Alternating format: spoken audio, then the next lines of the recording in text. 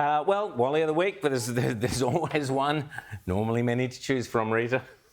I hate to say I told you so, but this new Pope is as bad as the one he replaced, Pope Leo. Let's look up at what he's been up to this week. You've got Christians being persecuted, being attacked from Asia to Africa. They're being slaughtered in parts of Africa.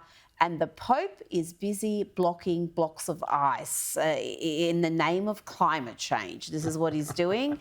Have you got some footage of this we can be showing? Here we go. I would now like to invite you to stand for the blessing of the waters.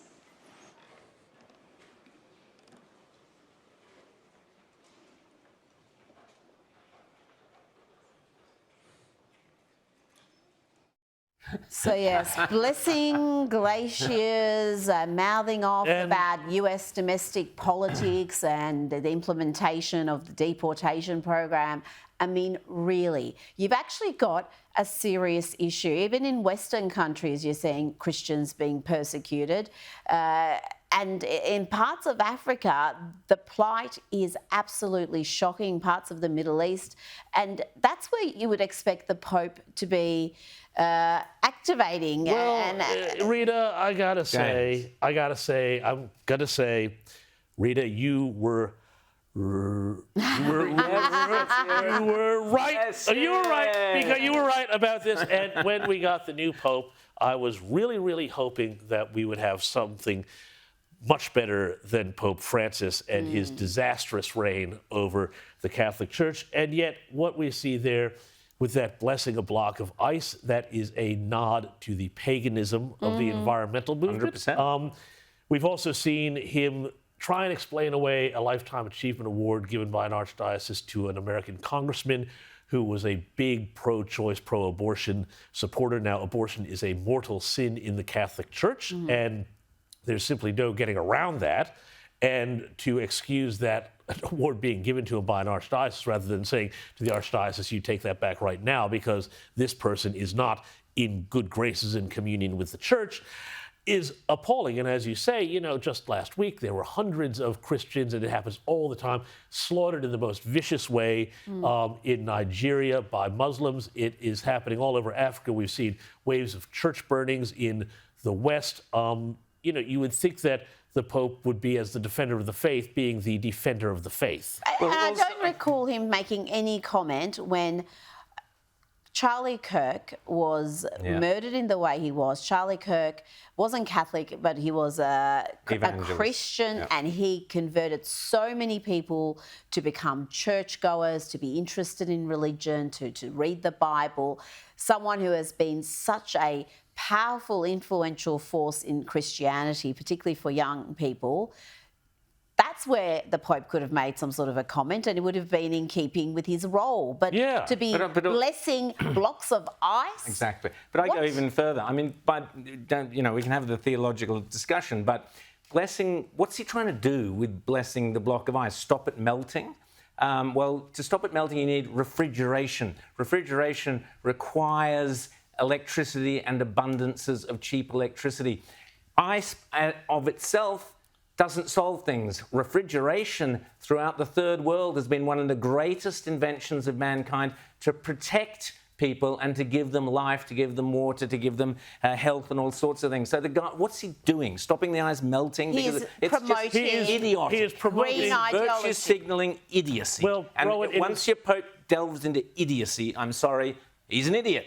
I'll leave it at that. I'll just say this, you know, earlier in the program we were speaking about what replaces religion, and it's all these different movements, but I actually see something more sinister in all of this.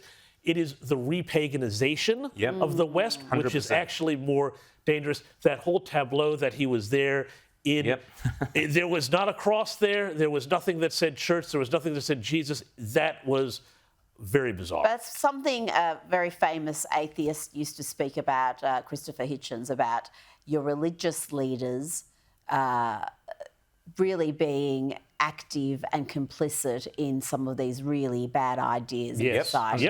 And he was talking there often about the fight against free speech, the term Islamophobia, stopping people for being critical of Islamism and the religious leaders being at the forefront of that. Your own religious leaders really sort of betraying your interests. And 100%. I think it goes beyond that and free speech and Islamism. It goes to now climate policies. So you've got the Pope. What's he promoting? Net zero? Is he promoting deindustrialization? He's promoting earth worship. Is he promoting? He's promoting earth Pagan worship. Pope. Earth Pagan worship. Pope. That's what it is. Great work, Rome. Great work. I'm going to nominate Sadiq Khan. Oh. He's the London mayor.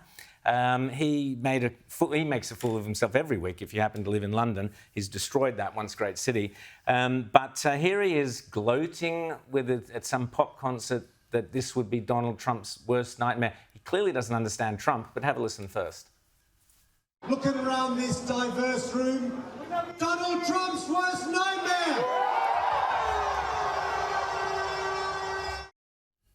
This is not Donald Trump's worst nightmare. Donald Trump has done more for African Americans, has done more to get more, for example, Latinos, minority groups coming over to his side of politics. The guy is hugely popular in these different communities. So Sadiq Khan, A, doesn't know what he's talking about. Record numbers, Rowan. Trump, when it comes to Hispanic voters, Asian voters, migrant voters pretty much across the board. What he's been able to do, no other Republican has. It is the most diverse voter group. Through choice, not through government mandates. Yeah. And that's the difference. But this idiot Sadiq Khan thinks that somehow this is Trump's worst nightmare. No, Sadiq Khan, or Donald Trump is Sadiq Khan's worst nightmare, I would say that. Well, I'd say Sadiq Khan is London's worst nightmare, but that's a whole other story. Look, I'll just give a quick one. I talked about it before, but good old mate Tony Burke doing the whole welcome routine for the Gazans. I am sorry, Wally of the Week right there. I think NBC need to get one as well. They are calling the man who wanted to assassinate Brett Kavanaugh, the Supreme Court Justice, an obvious man. They're just calling him a woman in their headlines. No explanation. Not even saying trans woman, just woman. Sorry, there's more than that. It is an absolute lie.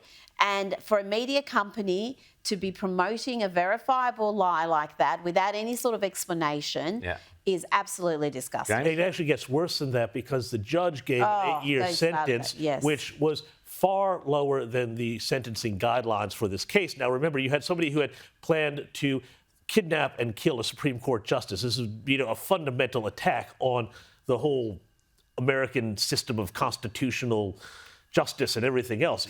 There's a reason why there's very special penalties if you go after a judge, because that's an attack on the whole system.